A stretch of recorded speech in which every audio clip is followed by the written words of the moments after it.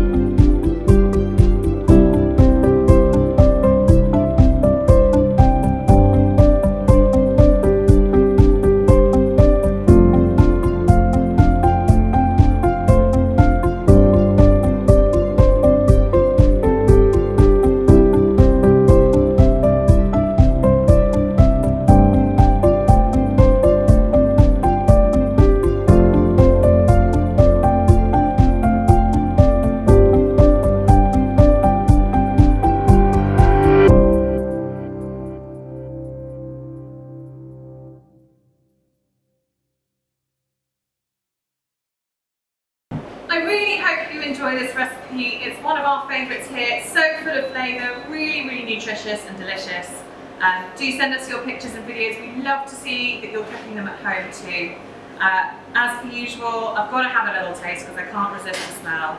So we've got some lovely couscous, the sweet apricot, and I want to get a little bit of potato in there too. Yeah. Really good.